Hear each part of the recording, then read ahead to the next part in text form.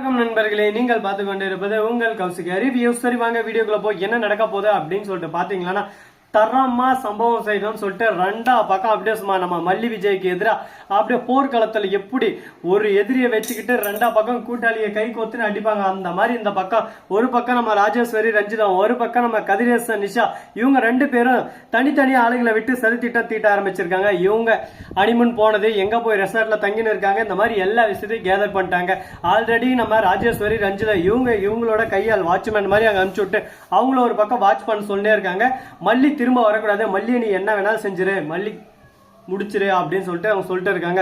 Madam இதெல்லாம் நான் அசால்ட்டா பண்ணுவேன் மேடம், எனக்கு நீங்க தர வேண்டியது தந்தா உங்களுக்கு அப்பப்ப அப்டேட் வந்துனேக்கும், உங்களுக்கான காசு வந்துடும் சொல்லிட்டு சொல்றாங்க. உடனே பாக்கணுமே நம்ம ராஜேஸ்வரி நீங்க எதுக்கும் கவலைப்படாதீங்க, உங்களுக்கானது உங்களுக்கு வந்து சேரும், நீங்க உங்களை வேலையை மட்டும் கரெக்டா போக்கஸா பண்ணுங்க, எந்த கேப்ல எப்படி தப்பிச்சு போவாங்கன்னு சொல்லிட்டு தெரியாது, அந்த அளவுக்கு ஒரு பக்கம் தில்லாலங்கிடுங்க அப்படின்னு சொல்லிட்டு பேசிட்டு இருக்காங்க. அதே சமயத்துல மறுபக்கம் என்ன நடக்குதுன்னு சொல்லிட்டு பாத்தீங்கன்னா, நம்ம வெண்பா இருக்காங்களா, அவங்க வந்து முடிஞ்ச வரைக்கும் ஒரு சூறாவளி கீழே இதே அப்படின்னு சொல்லிட்டு எல்லா விஷயத்திலயும் சூறாவளி மாதிரி ஒரு பக்கம் போர்ஸா தான் இருக்காங்க. ஆனா இருந்தாலும் எல்லாமே நமக்கு சாதகமா அமையுமான்னு சொல்லிட்டு பாத்தீங்கன்னா கண்டிப்பா எதுவும் சொல்ல முடியாதுங்க. ஆண்டன் விட்ட வழி, அதனால எங்க எப்படி நடக்குமோ அவங்க அப்படி நடந்துதான் தீரும். அதை பத்தி நம்ம யோசிக்க வேண்டிய அவசியமே இல்லை. அந்த மாதிரி ஒரு பக்கம் பிரச்சனையை ஒரு பக்கம் சால்வ் பண்ணி விட்டாங்க. இதுக்கப்புறம் என்ன செய்யுது ஏது செய்யுதுன்னு சொல்லிட்டு தெரியாம ஒரு பக்கம் உக்காந்து இருக்காங்க. அதே சமயத்தில் திடீர்னு நம்ம வெண்பாவை மோதுறதுக்கு ஒரு கார் ஒண்ணு வேகத்துல வந்து இருக்குங்க, ஸ்பீட்ல அதுவும். ஆனா அதே சமயத்துல எப்படி நம்ம வெண்பா காப்பாற்றப்படுறாங்க அப்படின்னு சொல்லிட்டு பாத்தியா, வெண்பாவை காப்பாத்துறதுக்கு மிக சிறந்த ரெண்டு பேர் ஹஸ்பண்ட் அண்ட் ஒய்ஃப் வந்து அங்க தங்கறதுக்கு வந்திருக்காங்க. அவங்க தாங்க வந்து காப்பாத்திடுறாங்க கொஞ்சம் மிஸ்ல. ஆனா அவங்க தாங்க குட்டையை குழப்பம் வந்திருக்காங்கன்ற விஷயம் யாருக்கும் தெரியாதுங்க. இதுனா என்ன செய்யறது ஏது செய்யறதுன்னு சொல்லிட்டு தெரியாம கரெக்டா நம்ம வெண்பா விஜய் திடீர்னு பார்த்துட்டு ஓடி வராங்க. வந்து என்னாச்சு ஏதாச்சுன்னு சொல்லிட்டு விசாரிக்கிறாங்க. அந்த சமயத்துல இந்த மாதிரி காருக்காரன் மோத வந்தாரு, அந்த சமயத்துல நாங்க எப்படியோ வந்துட்டோம், குழந்தைய கடை பாத்துக்காம உங்களுக்கு என்ன வேலை அப்படின்னு சொல்லிட்டு திருப்பி கேள்வி கேட்க ஆரம்பிக்கிறாங்க. தவறுதெல்லாம் நடந்து என்ன செய்யுது ஏது செய்யுதுன்னு சொல்லிட்டு தெரியாம குழப்பத்துல குழம்பி போயிட்டு இருக்காங்க. இதுக்கு மேல எவ்வளவு பிரச்சனைகள் வந்தாலும் எல்லாத்தையும் சமாளிச்சானுங்க. இதுக்கப்புறம் பிரச்சனையில எப்படி சமாளிக்க போறாங்க, என்ன செய்ய போறாங்க, அதுதாங்க கேள்விக்குரியவே இருந்துகிட்டு இருக்கு. இதுக்கு நடுவுல கரெக்டா நம்ம விஜய் மல்லி இருக்காங்களா, அவங்க வந்து சரி நன்றி சொல்லலாம் அப்படின்னு சொல்லிட்டு அவங்களோட ரூமை விசாரிச்சு அவங்க ரூமுக்கு போறாங்க. அந்த சமயத்துல நிஷா போன் பண்றாங்க. நிஷா போன் பண்ணி இந்த மாதிரி தான் நடந்துச்சு, இதுதான் விஷயம்னு சொல்லிட்டு எல்லாத்தையும் எக்ஸ்பிளைன் பண்ணிருக்காங்க. இது கேட்டதும் ஐயோ இது உண்மையா, இப்படி நடந்துச்சா அப்படின்னு சொல்லிட்டு விசாரிக்க ஆரம்பிக்கிறாங்க. ஆமாங்க இது எல்லாமே உண்மைதான், இப்படிதான் நடந்துச்சு. அது மட்டும் இல்லாம நிஷா இருந்து நீங்க போன வேலை எப்படியாவது அவளை கிட்னாப் பண்ணோம், அந்த வேலையை கரெக்டா பண்றீங்க, வெண்பா உங்ககிட்ட இருக்கக்கூடாது, வெண்பாவை எப்படியா கிட்னாப் பண்ணி தூக்கி வந்துருங்க சொல்லிட்டு சொல்றாங்க. நீங்க சொல்லிட்டீங்களே நான் எல்லாத்தையும் பாத்துக்கிறேன், வெண்பா இனிமே அங்க இருக்க மாட்டா அப்படின்னு சொல்லிட்டு வாக்குறுதி கொடுக்குறாங்க.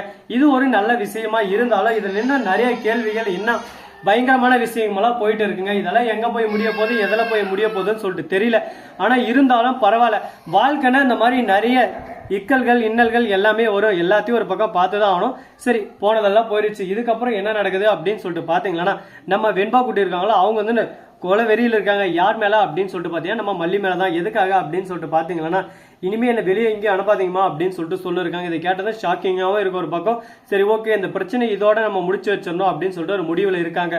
ஆனா இதை முடிச்சு வைப்பாங்களா, என்ன நடக்க போகுது ஏது நடக்க போகுதுன்னு சொல்லிட்டு தெரியல.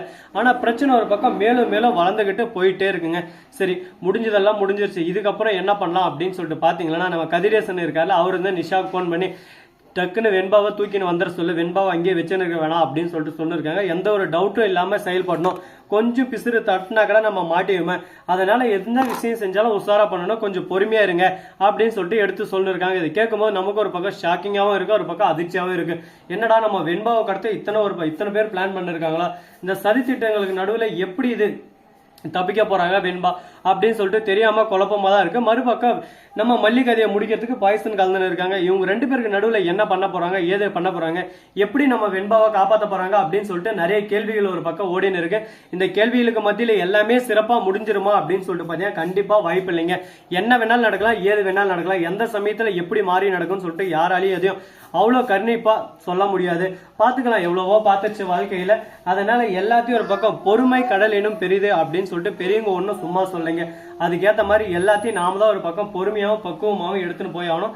அந்த மாதிரி ஒரு தருணத்தில் தான் இப்போதைக்கு தள்ளப்பட்டு இருக்காங்க. அது மட்டும் இல்லாம நம்ம விஜய் இருக்காருல, அவரு வந்து வெண்பா கிட்ட சரி போனதெல்லாம் போயிருச்சு, இதுக்கப்புறம் என்ன நடக்க போகுது அப்படின்னு சொல்லிட்டு பாத்தீங்கன்னா இவ்வளவு பிரச்சனைக்கும் காரணம் ஒரே ஒரு ஆள் தான், அந்த நிஷா மறுபக்கம் ராஜேஸ்வரி. இவங்களை எப்படியானா ஃபர்ஸ்ட் பொழந்து கட்டணும். இவங்க 2 பேரும் சும்மா விட்டு வச்சுக்கிறதா இப்போதைக்கு பிரச்சனை. இவங்க 2 பேரும் அடிக்கிறதால அடிச்சு ஓரமா உட்கார வச்சா எந்த பிரச்சனையும் இருக்காது. ஆனா இவங்க பிரச்சனை மேல பிரச்சனை வளர்த்துக்கிட்டு போயினே இருக்காங்க. இது எங்க போய் முடிய போகுதுன்னு சொல்லிட்டு தெரியலங்க. எல்லாமே அந்த கடவுள் தான் கண் இருக்கு. அதனால எந்த ஒரு பிரச்சனையும் இதுக்கு மேல வராம இருக்கணும்னு சொல்லிட்டு ஒரு பக்கம் வேடிக்கிட்டு அடுத்து காலடி எடுத்து வைக்கிறாங்க. அவங்க வந்திருக்காங்களோ அவங்க வந்து கரெக்டா நாங்க இனிமே வெண்பாவை பாத்துறோம் அப்படி இப்படின்னு சொல்லிட்டு நைஸா பேசிட்டு அவங்களோட பொய்யான அட்ரஸ் பொய்யான இடம் எல்லாமே சொல்லிடுறாங்க. ஆனா இதெல்லாம் நம்பிட்டு நம்ம விஜய் மல்லி இன்னும் க்ளோஸா பழக ஆரம்பிக்கிறாங்க. இதை பயன்படுத்திக்கிட்டு அவங்க வெண்பாவை எப்படின்னா கடத்திடலாம்னு சொல்லிட்டு ஒரு முடிவில் இருக்காங்க. அதே சமயத்தில் நம்ம மல்லியை கொள்றதுக்கு சாப்பாடு இருக்குல்ல, அதுல வந்து அந்த வயசான தாத்தா இருக்காரு, அவரு பாயசன கலகலாம் சொல்லிட்டு பாக்குறாரு. எதுக்குடா அவருக்கு இந்த வேலை, ஏன்டா இந்த மாதிரி பண்றாரு அப்படின்னு சொல்லிட்டு பாத்தீங்க. என்னங்க பண்றது, இந்த மாதிரி எல்லாம் பண்ணா மட்டும்தான் பொழைக்க முடியும் அப்படின்னு சொல்லிட்டு ஒரு கருத்து கணிப்புல சுத்திட்டு இருக்காங்க. இது எந்த அளவுக்கு உண்மை எங்க போய் முடிய போகுதுன்னு சொல்லிட்டு தெரியல. ஆனா கண்டிப்பா நம்ம வெண்பாவை கிட்னாப் பண்றதுக்கு வாய்ப்பு இருக்கு. இப்பதான் ஜெயில் வாழ்க்கை முடிஞ்சு, பிரச்சனை ஒண்ணு முடிஞ்சா உடனே அடுத்த பிரச்சனை வருது. இதை எப்படி சமாளிக்கிறது, இதுக்கு ஒரு முடிவே இல்லையாடா அப்படின்னு சொல்லிட்டு உங்களுக்கே ஷாக்கிங்கா தான் இருக்கும். என்னங்க பண்றது, எல்லாமே ஒரு பக்கம் கிரிட்டிக்கலான ஒரு சுச்சுவேஷன்ல தான் போயிட்டு இருக்கு. எல்லாத்தையும் நம்ம பார்த்து பக்குவமா தான் ஹேண்டில் பண்ணி ஆகணும். அந்த மாதிரி ஒரு நிலைமையில இருக்கு. ஸோ நண்பர்களே, இந்த வீடியோ உங்களுக்கு பிடிச்சிருந்தா லைக் பண்ணுங்க, கமெண்ட் பண்ணுங்க, ஷேர் பண்ணுங்க, டிண்டிங் பெல்ல தட்டி விட்டு போங்க. அப்பதான் நாம போடுற அடுத்தடுத்த வீடியோ உங்களுக்கு உடனுக்குடன் நோட்டிபிகேஷன்ல வந்து கொண்டே இருக்கும். மிக்க நன்றி. தேங்க்ஸ் ஃபார் வாட்சிங். Tata, see you. நன்றி, வணக்கம், வந்தனம், வருகை தருகேன்.